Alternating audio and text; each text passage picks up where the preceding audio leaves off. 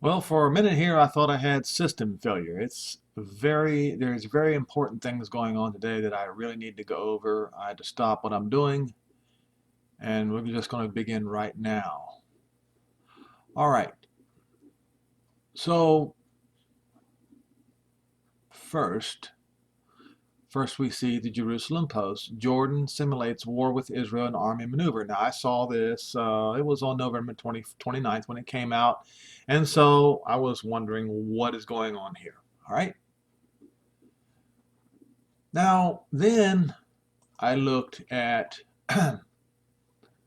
on Israel Breaking News, December the 3rd, and this is by the Jewish News Syndicate. So they just borrowed from the Jewish News Syndicate, and I don't, maybe I'll go there. See, maybe I shouldn't. Here we go. Yes, let's go there. It goes back to Breaking Israel News. Okay, however they want to do this.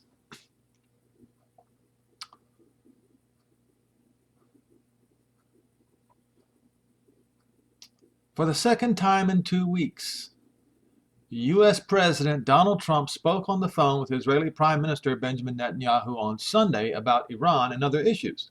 The leaders discussed the threat from Iran as well as other critical bilateral and regional issues, said the White House in an email statement without elaborating further.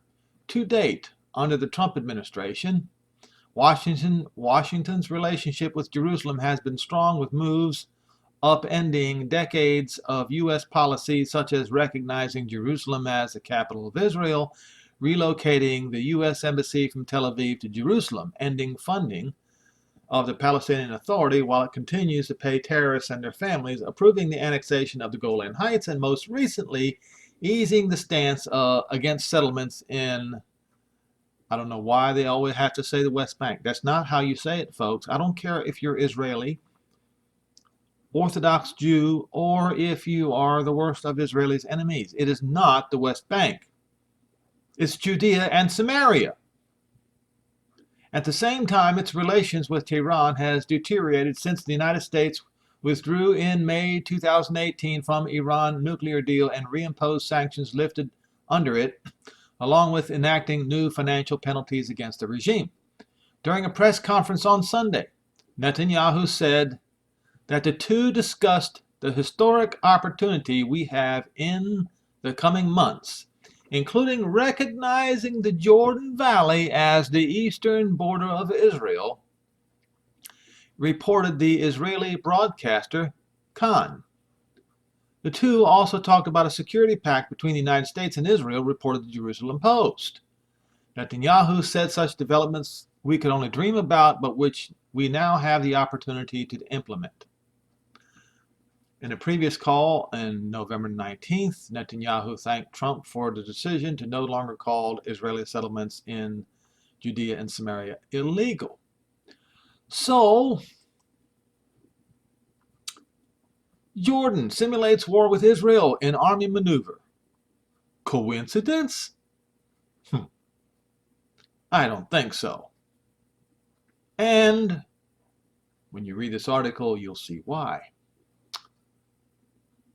This was posted, what? Was it the same day? Let's see. Okay. No, it wasn't the same day, but it was pretty close. The Jordanian army conducted a military exercise simulating battle with Israel, according to the Middle East Research Institute.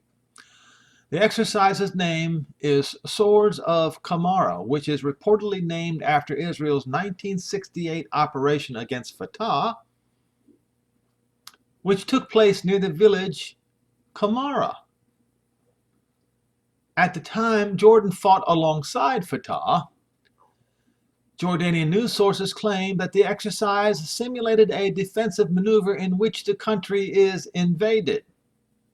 The maneuvers were attended by King Abdullah, Prime Minister Omar Razaz, and several other senior Jordanian officials.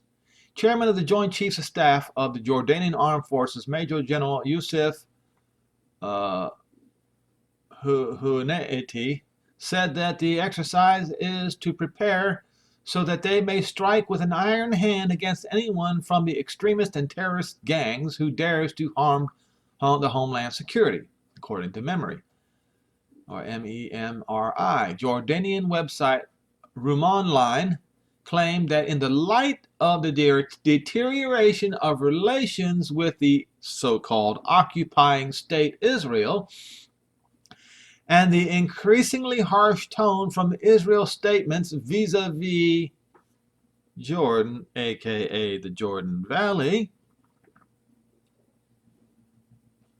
it seems that we will be waging a cool battle with the occupier in the near future. What do they mean by cool battle? Now, let's not be fools here, folks. There's no such thing as a cool battle,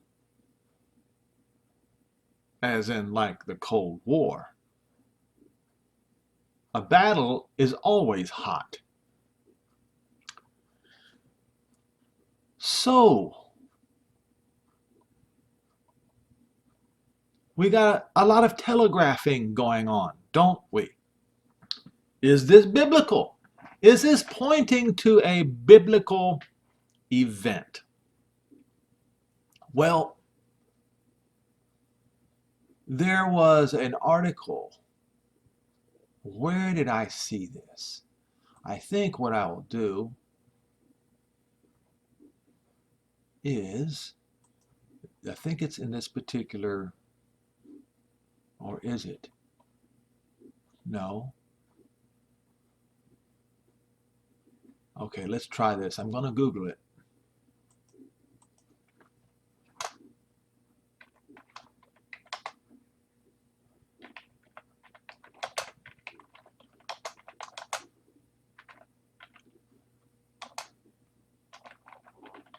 Because I saw this.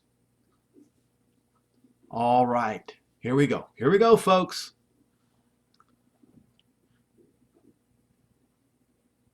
Okay.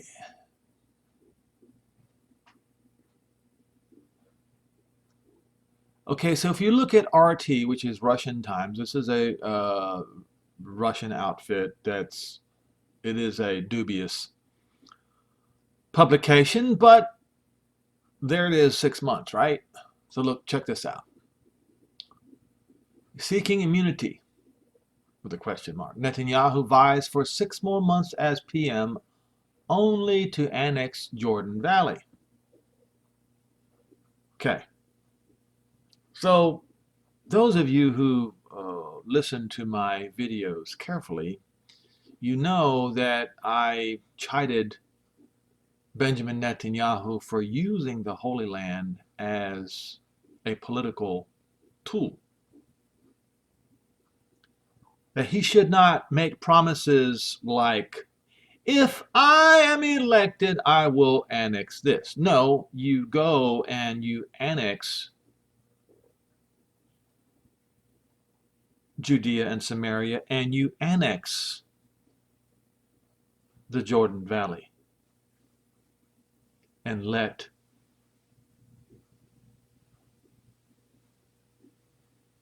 the powers of heaven decide whether you are a profitable servant or not. You do not use the Holy Land in any way for negotiations, period. Now, of course, I've used this same argument against President Donald Trump's peace plan of the century. I've said it over and over again. The Holy Land, not 1 square inch, is up for negotiation. It does not belong to Donald Trump. It doesn't even belong to Benjamin Netanyahu. It belongs to Jehovah, our Father in heaven, who has bequeathed it to Yehoshua Moshiach. Now, So it says Benjamin Netanyahu is playing the security card in an effort to stay in power. 6 months as premier in a national unity government will be enough for him to annex a large swath of the West Bank, as they're once again falsely calling it. To call it the West Bank is to call it Palestinian land. If you call it Judea and Samaria, you're labeling it rightly so as Israeli territory, and become immune from prosecution. The Jordan Valley, the eastern part of Judea and Samaria bordering Jordan, was targeted by Netanyahu in September ahead of Israel's second general election this year. The embattled prime minister promised that if he stays in power, he would annex the area as Israel's sovereign land. No, he should have done it to begin with. You do not use the Holy Land. It is holy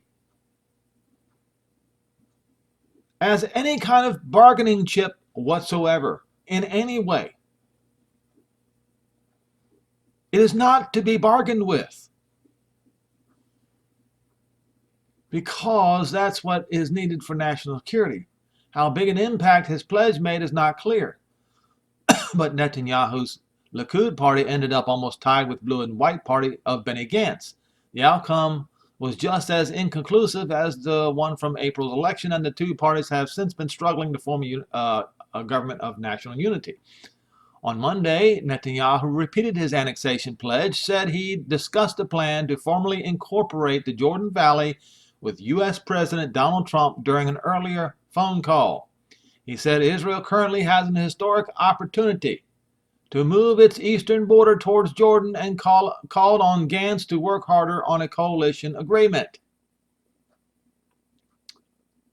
The Blue and White are fine with annexation, but it's Netanyahu himself that stands in the way of the unity government. Gantz refused to join the government, and so on and so forth.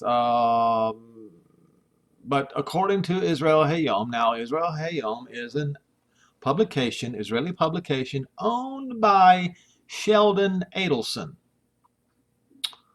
a man that has somehow gotten caught up in this investigation into Benjamin Netanyahu's deeds or misdeeds, whatever they are, that he's been accused of doing. So the party offered a deal that would keep Netanyahu in the prime minister's chair for 6 months, after which he will cede to Gantz, who will in turn vacate the office 18 months later to a nominee from Likud. Half a year in power is presumably needed to enact the annexation of the Jordan Valley. Now, I have seen this in more websites than the Russian Times. So this would be an accurate assessment here.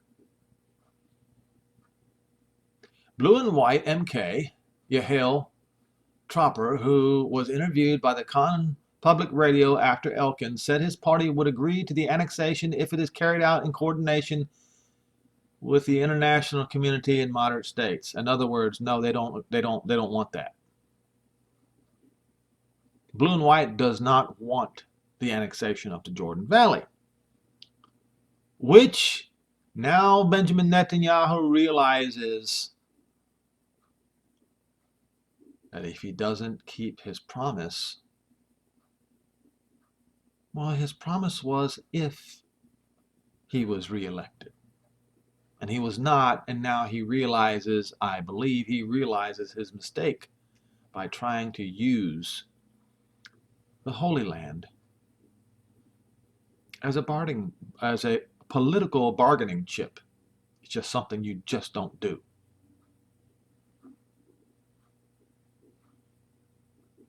And so maybe, hopefully, he can find a way to negotiate 6 months. He should just do it now, while he is a caretaker prime minister. He should have done it before the election. He should have done it back in April. He should have done it earlier, all those years that he was prime minister. And he waits until now. Now,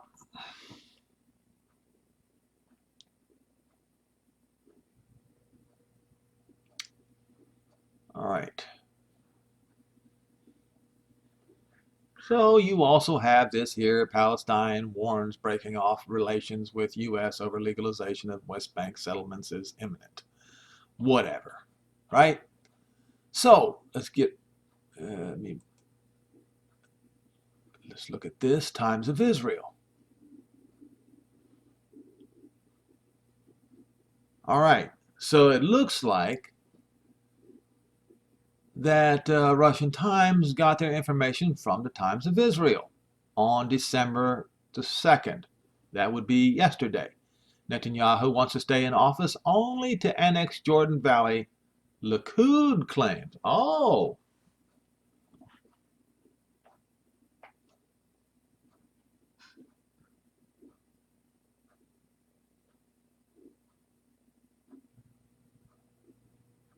see right here, it says Netanyahu in September vowed that if he was reelected, he would immediately annex the Jordan Valley, a swath of land linked to the so-called West Bank to Jordan that Israel sees as a vital security asset in what was widely seen in Israel as a bid to attract supporters from right-wing voters. This right here proves my point that he tried to use the Holy Land to manipulate elections. It didn't work.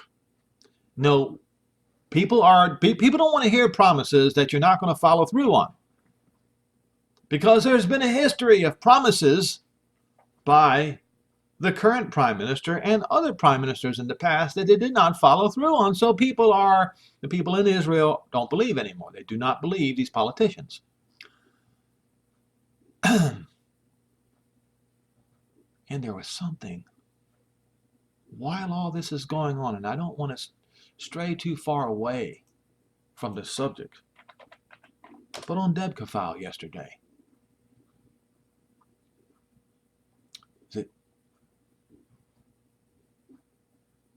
was it Debka file? Now here it is right here.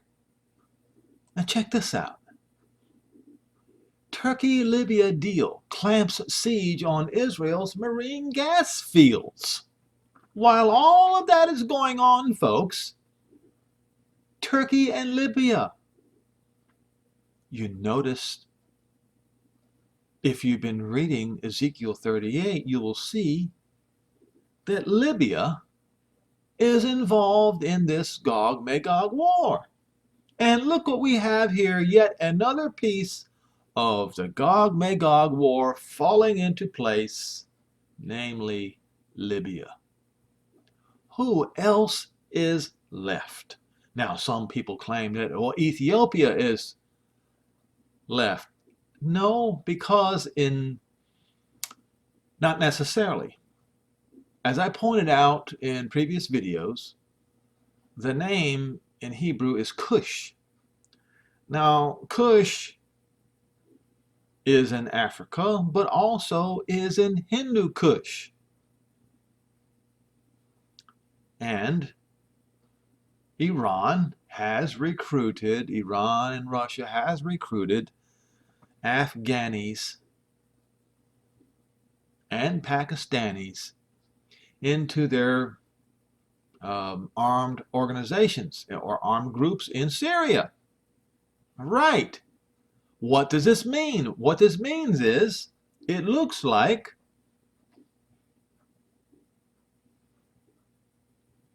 could possibly be the last piece of the puzzle has fallen into place. Now, Gomer. Well, in Ezekiel 38, Ashkenaz is the son of Gomer, and so you would think that Riphtah, or Riphath, I should say, would be there, and also Ashkenaz would be there. Well, I just read something, it was yesterday, that the Europeans have,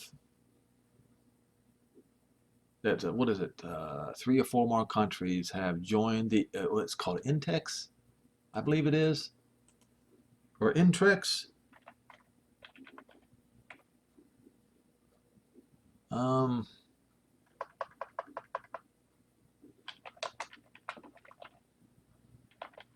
Evade.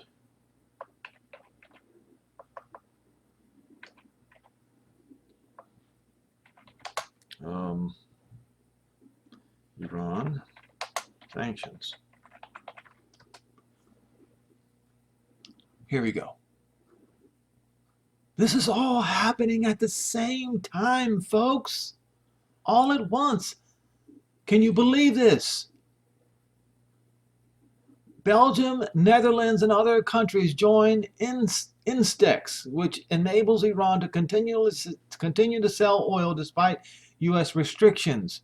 Israel says countries could not have picked worse timing. Look at this.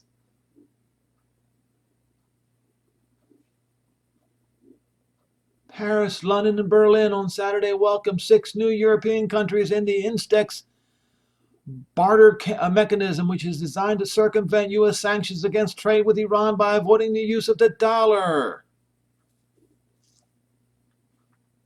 This is essentially joining the Iran, Russia, Turkey, Gog, Magog alliance, folks. What's left? What is left? I don't believe there's anything left but to move forward with invasion. But wait a minute. We've wondered, many of us have wondered, including myself, what would actually trigger the invasion from the north? There are scriptures that show that the arrival of the Messiah would trigger it. In fact, in Revelation says so. But not just Revelation.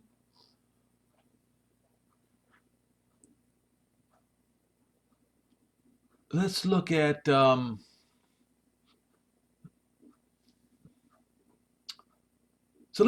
Jordan Valley for a minute here. All right, the Jordan Valley and the Kidron Valley the Kidron Valley is in the Jordan Valley. All right.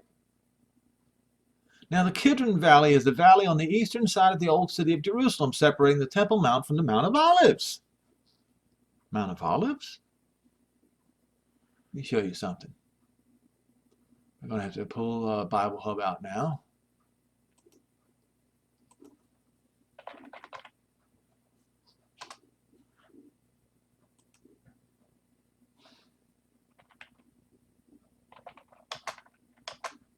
Oh, sorry about that.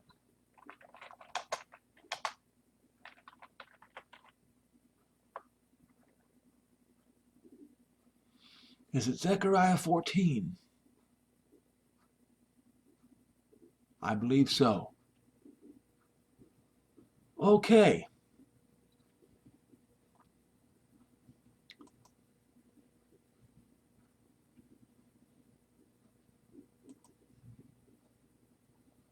Behold, the day comes. Behold, the day of Jehovah's wrath comes. What? Yes. Behold, the day of Jehovah's wrath comes. Let's go to Strong's Concordance and let's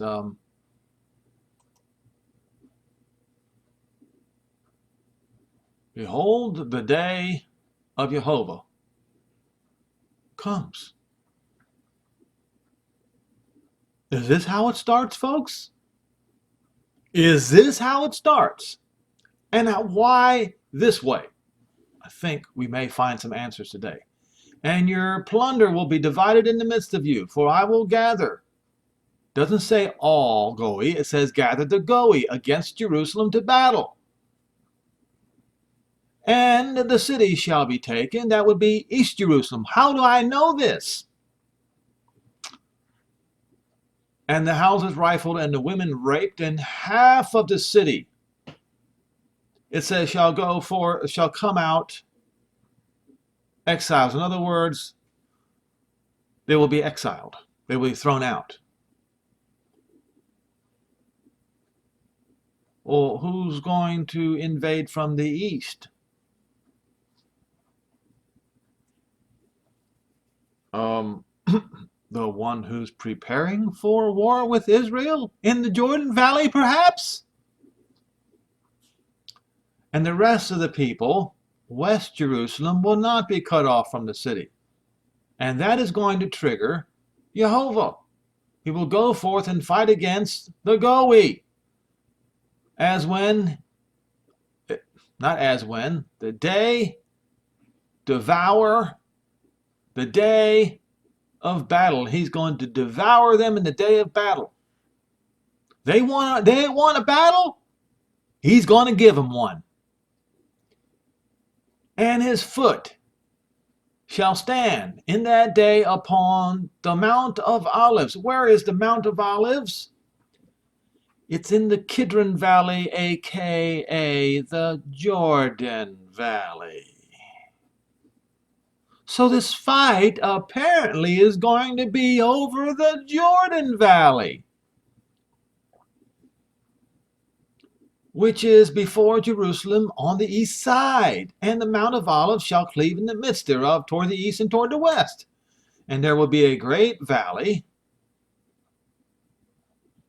and half the mountain shall remove toward the north, and half of it toward the south. And you shall flee to the valley of the mountain, to the hill country, for that valley of the mountain shall reach unto Azel. Yes, you shall flee, escape, like you fled before the earthquakes in the days of Uzziah, king of Yehudah. And Jehovah, Elohim, will come. Oh, that's when he comes. When they're being invaded from the east by Jordan. Okay, and oh, wait a minute. All the holy people with him. And all the Kadosh, that's the holy people.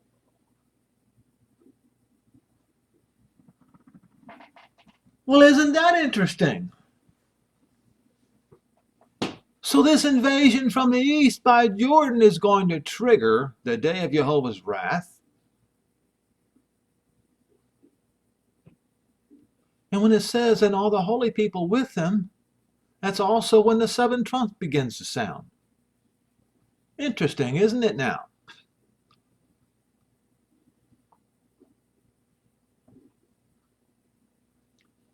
So in those days, now check this out. Now we read in Ezekiel. In fact, we'll go there in just a second. Verse 6, and it shall come to pass in that day that the light shall not be clear nor dark.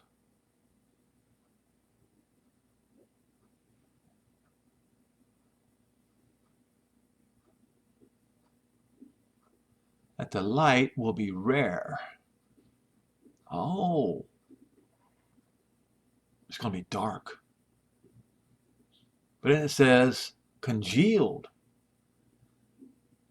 Oh, wait a minute. It's not what we're seeing right here, is it? Why? Because it's going to be on that cloudy and dark day. One day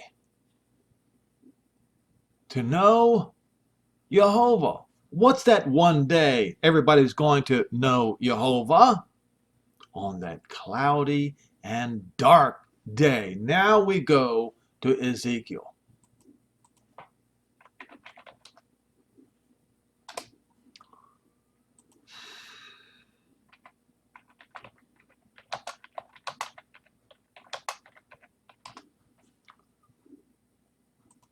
Ezekiel 34. This is when the shepherd gathers his flock. All right, now watch this.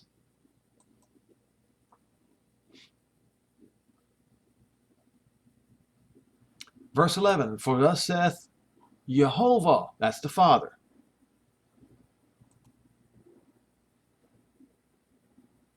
Adonai Jehovah, I will resort to seek my sheep and seek them out, as a shepherd seeks out his flock in the day when he is among his sheep.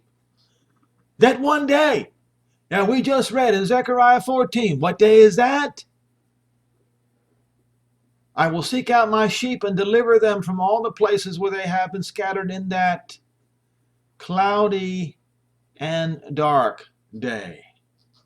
So when we read Zechariah 14, where they misinterpret the scripture, it says that the light shall not be clear nor dark. No.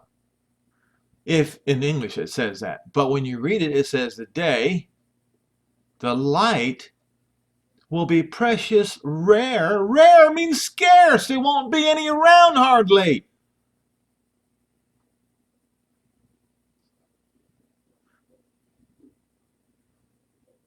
Congealed. It will be rare and congealed. Let's look up the word. Thickened, condensed, congealed, cloudy and dark day. Now we understand, don't we? All right. Now it all makes sense. But that's going to be the day where everyone is going to know or see Jehovah.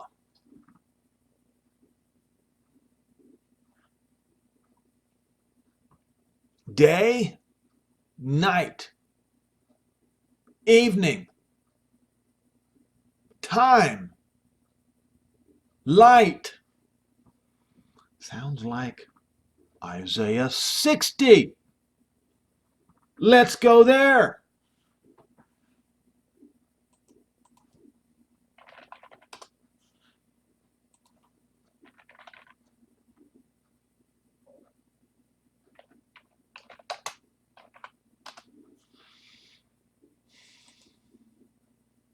Arise and shine, for thy light is come, and the glory of Jehovah is risen upon you.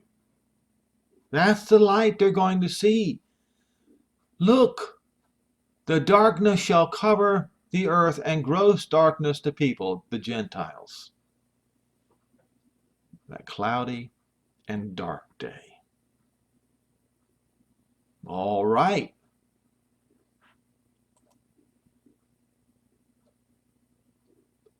So it says, in that day shall living waters go out from Jerusalem. What? Wait a minute. That means the throne is going to be set down, because you can read in the book of Revelation that water is going to come from the throne. It says half of them toward the former sea and half of them toward the hinder sea. In the summer and the winter it shall be. Oh, wait a minute. That doesn't say summer. It says fruit. Harvest time. What?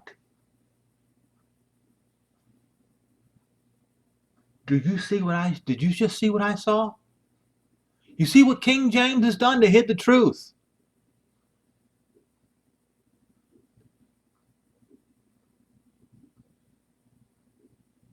The fruit. Harvest time. Well, wait a minute. Now it said they claim autumn right here, but look, that's not right. Not winter. Harvest time is not in the winter.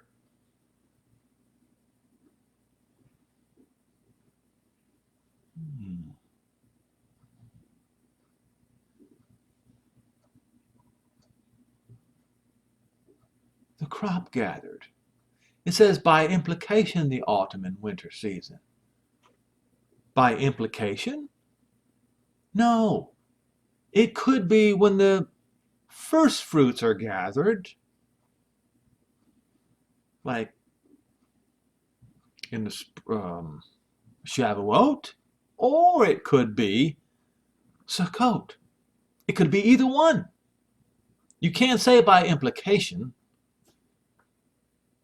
because that would rule out the crop being gathered, the spring harvest. You see. Look up the word fruit. Let's make sure we don't leave any stone unturned here. Now, what did I just do?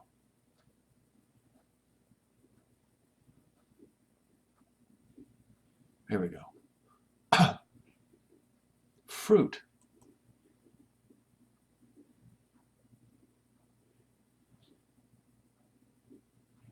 Look, see.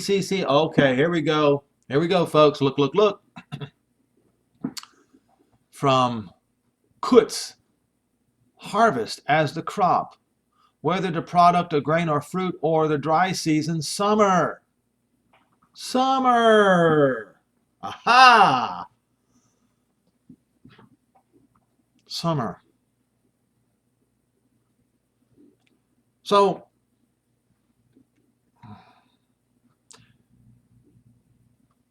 Yehoshua, Moshiach, was born on Shavuot. Did you know that? Now, the false idol that the Christians worship, Jesus or Jesus, the false god of the pagan Druids who performed thousands upon thousands of human sacrifices to their false god in honor of Zeus,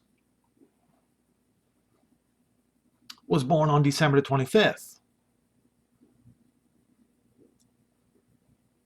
So if their Christ is Jesus or Jesus,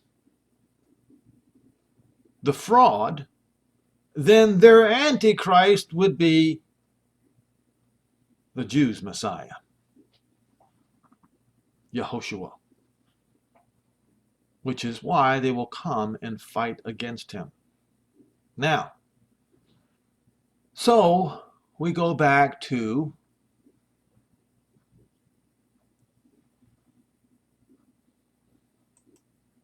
let's go back to Joel, or actually, I don't want to go to Joel yet. I want to go to Numbers. Let's do this.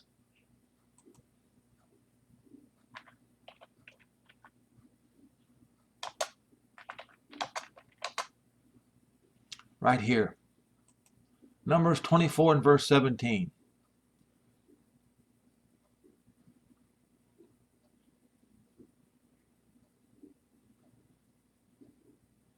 I shall see him, but not at this time. I shall behold him, but not near. Now, how is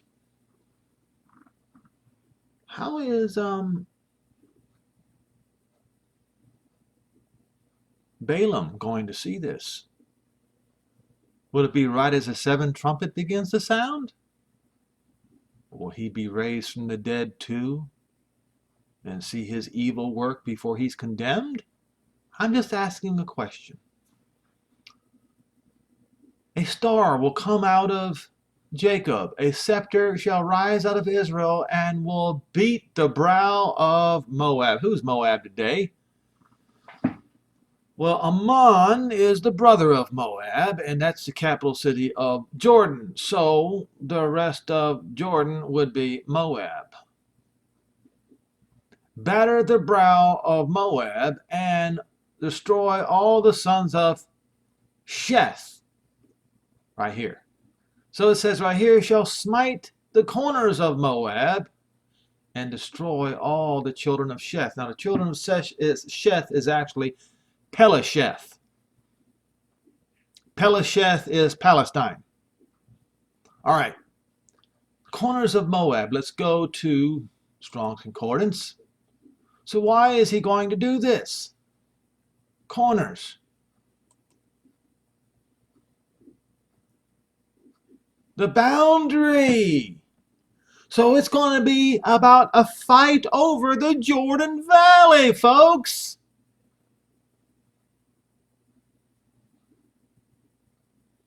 That's it.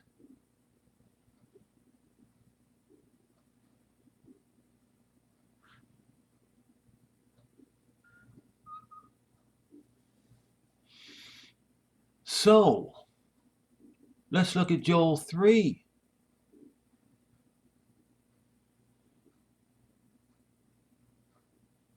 For behold, in those days and in that time, when I bring back the captives of Judah and Jerusalem. Well, did he bring them back? Well, this probably should be read the Jews of Jerusalem, because there are a whole lot more Jews out there left to be brought back, not to mention the other 11 tribes of Israel. Or 10. I will also gather. Now, wait a minute. Let's be careful how we read this. Let's just read it. This is what it says. I will gather the Goi and bring them down into the valley of Jehoshaphat. Okay.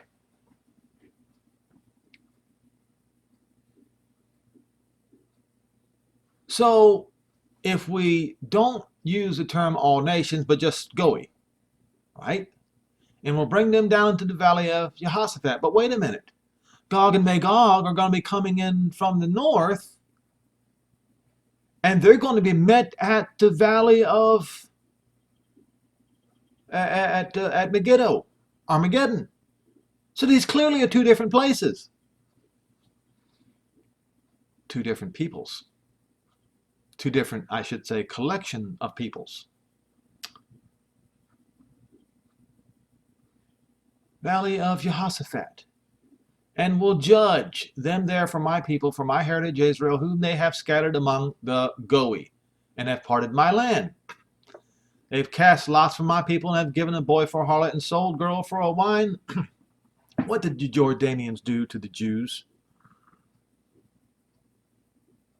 when they invaded? What was it? What year was that? I can't remember right now. They massacred them. All right. They have cast lots for my people, given a boy for a harlot, and sold girl for wine that they might drink. All right. So when he's done with them, this group, then he says this. Oh, what have you to do with me, Tyre and Zidon? You want to fight too? North. This is the folks, we've got to read the Bible carefully. Do not let King James or other versions translate it for you. Do your due diligence and do it yourself, please. Now, what have you to do with me, O Tyre and Zidon, and all the coast of Pelesheth?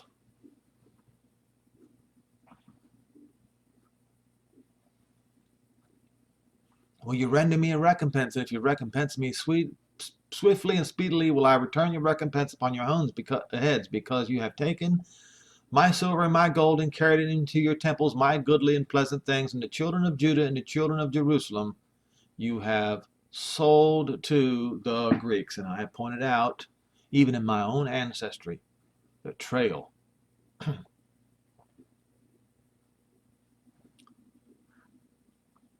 from Greece into Europe, that you might remove them far from their border. I will raise them up out of the places where you have sold them. He's going to gather the Kodesh back. And then will return your recompense upon your own head, and will sell your sons and your daughters into the hand of the children of Judah. Now remember, it says he's going to do this in the very beginning for his people, his heritage Israel. But he's going to deal with these people concerning Judah first. And Judah will sell them to the Sabians, that's the Northeast Africans, to a people afar off, for Jehovah has spoken it. Now proclaim this among the Goi. You tell them that. You tell them what he's going to say. Publish and declare this to the Gentiles. See what I have just done. And come and fight. Come. Prepare war, the mighty men and all the men of war. Let them come up near. Oh, yes, the folks in the north.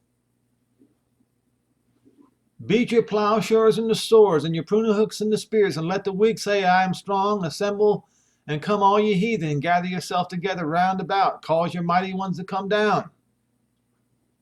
And it says, let the heathen be wakened and come to the valley of Jehoshaphat, for there will I sit to judge the heathen round about. Put you in the sickle, for the harvest is ripe. Come down, and for the press is full, the fats overflow, for the wickedness is great. Multitudes and multitudes in the valley of decision. All right?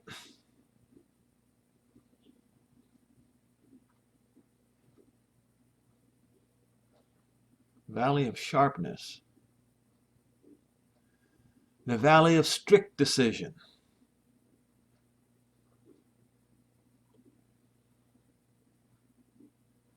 Threshing sledge on the mire. And we probably still haven't figured this one out yet. Multitudes and multitudes. In the valley of decision, for the day of Jehovah is near in the valley of decision. So we read up on top, or in, where was it? Was it on top, or was it in Zechariah? That the day of Jehovah's wrath comes when the invasion into East Jerusalem occurs. Zechariah 14. Okay?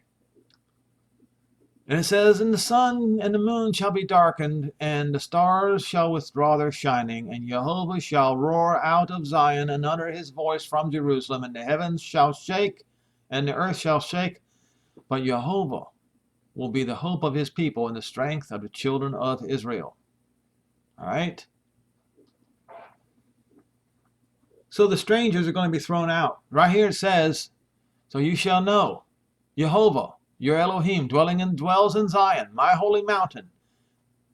Jerusalem will be holy, or it is holy.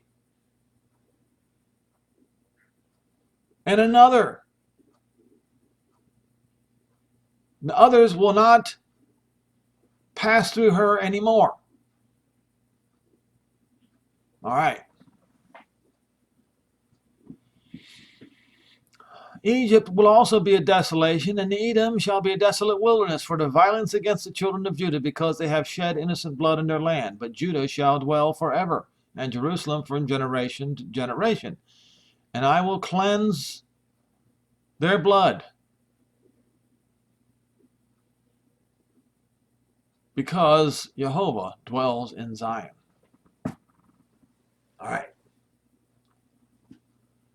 So, it appears that the Jordan Valley War is going. Now, people will say, well, Henry, you said that in the 6th vial that Turkey, Anatolia would trigger this great war.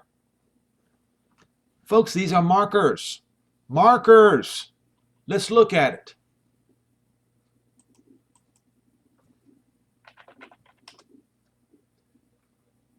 It's all like a big puzzle. You put your little pieces, puzzle pieces in there. When you get them all together correctly, you'll see the big picture. Let's see.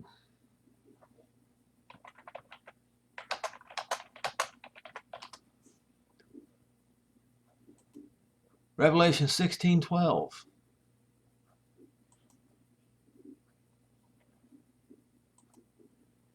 So all of these you keep in your thoughts, right?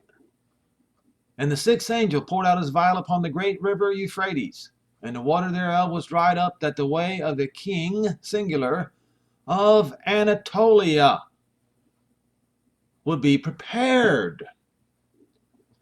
Then I saw, so what's happening in between 12 and 13? You can fill in the blanks with Zechariah 14. Can't you? And I saw 3 unclean spirits like frogs come out of the mouth of the dragon, out of the mouth of the beast, and out of the mouth of the false prophet, for they are the spirit of devils working miracles, working wonders which go forth unto the kings of the earth and the whole world to gather them to the battle of the great day of Jehovah Almighty. This all is like a puzzle. You put the pieces together. What's going to trigger all of them to come against him in Armageddon, which is northern Israel? What just happened in East Jerusalem? What just happened in the Jordan Valley? So apparently the Jordan Valley War is going to be the final war to end the dispute of East Jerusalem. Yes, folks. And that's going to trigger these Christians in Europe and even many in the United States to come and fight against the Antichrist, who is actually the real Messiah. Israel's one and only Messiah, whose name is Yehoshua, the same name as the Yehoshua who led the children of Israel into the promised land, right straight through the Jordan Valley into Jericho. It all begins in the Jordan Valley. It's what it looks like to me, folks. Now, so Benjamin Netanyahu was probably going to get 6 months to get this done. So let's start counting, shall we?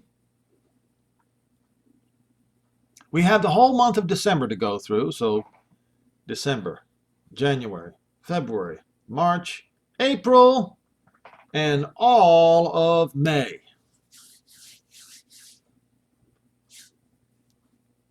Where, pray tell, does that take us? Well, let's look at Shavuot.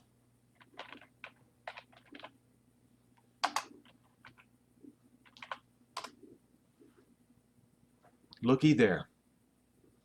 How do you like that? Shavuot. That's where it takes us. That's the day that the real Messiah, not the fake one was born on December the 25th. The real Messiah was born on Shavuot. Now, I have proved this before. So let's look at the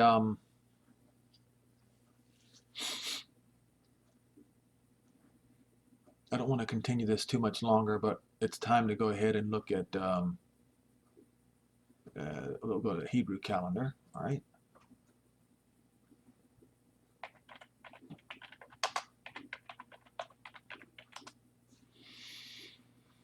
All right. No, that's not what I'm looking for. Sometimes I can screw this up. Try Jewish calendar.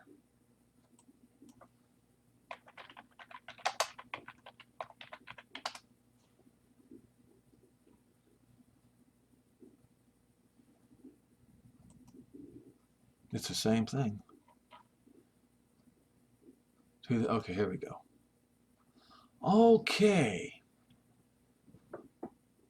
All right. Let's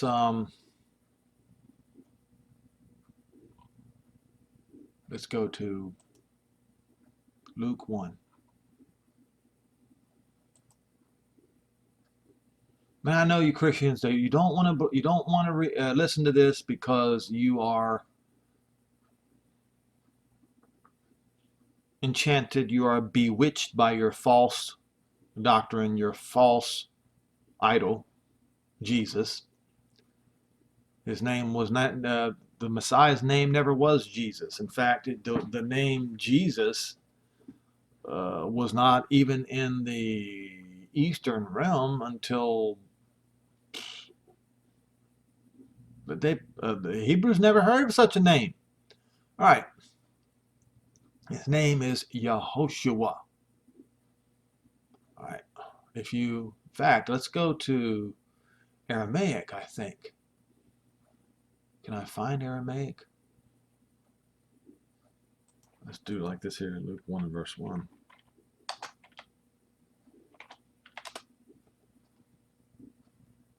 Right. Aramaic.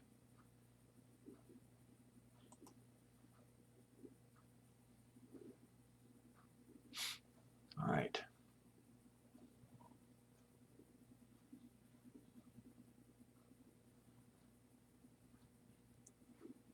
And even this Aramaic version doesn't do it correctly, but what the Aramaic version does point out is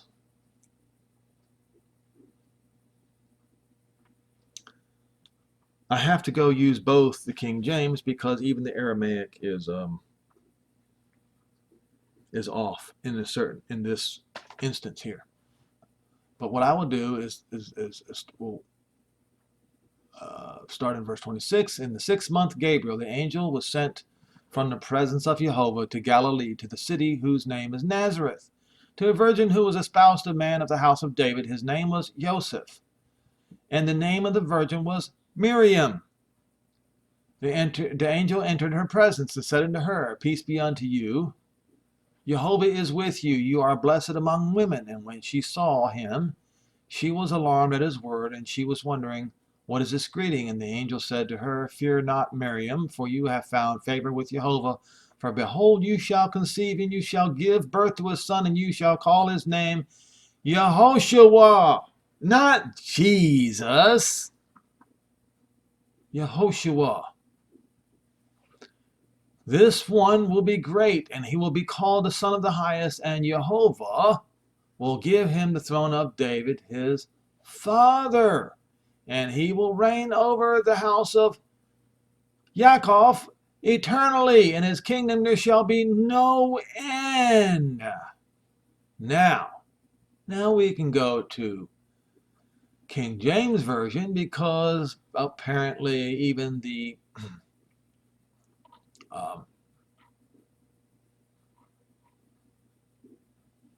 Aramaic version gets a portion of this wrong.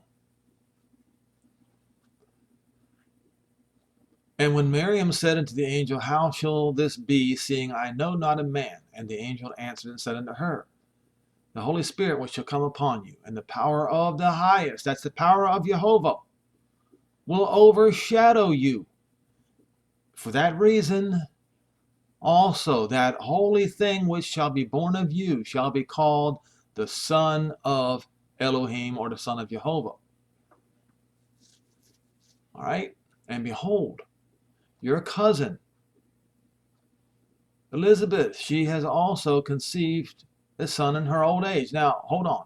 Let's go look up here at beginning verse 26. And in the 6th month. Let's see if I'm going to look again at. That's right. Right. But in the 6th month. Okay, so this is correct right here. Now, let's look at the 6th month on the Jewish calendar. All right. I don't like it done this way.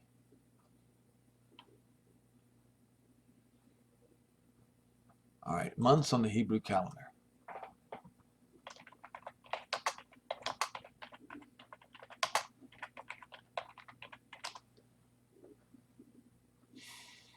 The months are, number 1, Tishri, 2, Cheshvan, 3, Kislev, 4, Tevet, 5, Shevet, 6, Adar. Is that right? That's not right. No. Why are they doing this way? They can't even get the Hebrew months. Let's try this.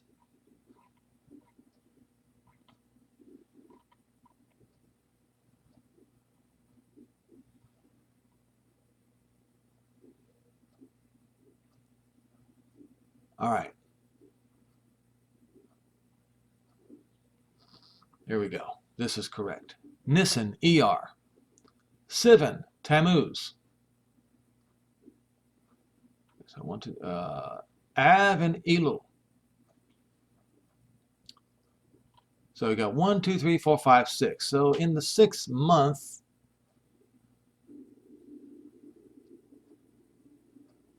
he was conceived. He was conceived in the 6th month. So what?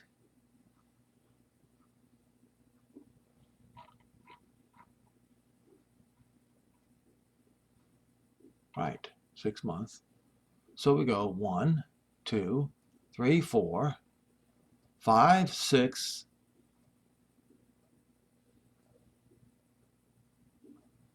5, 6. Okay.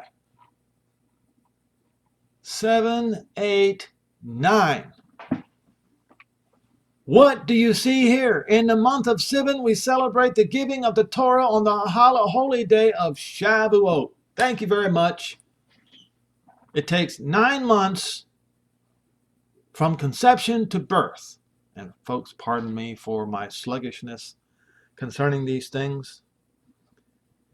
Just remember, they are not given to the highly educated theologians. They are given to the foolish and the ignorant, so that no flesh should glory. Okay?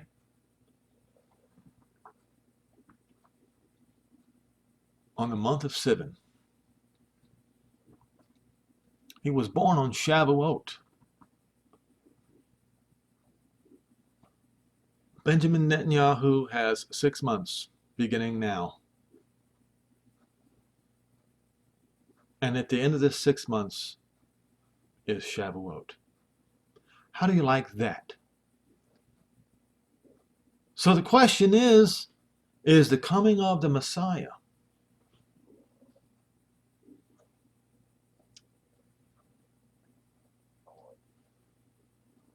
have something to do with the Jordan Valley War?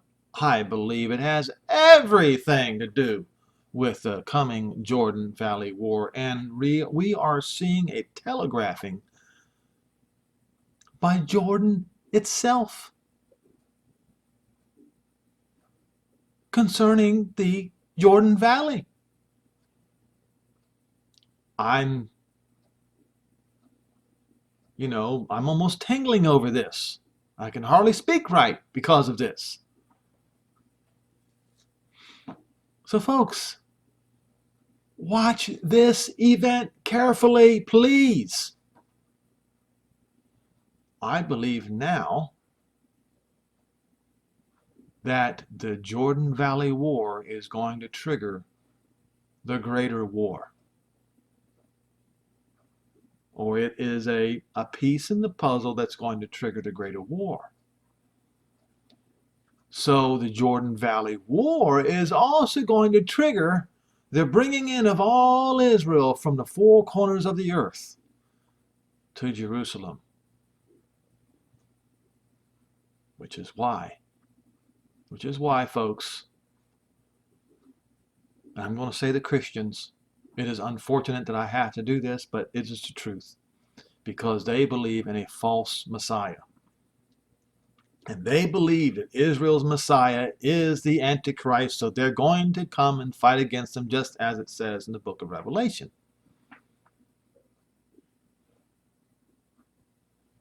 And there you have it. Please watch. This one is going to be easy to watch for. There's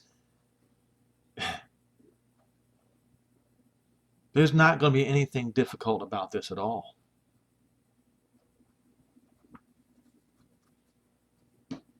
Watch.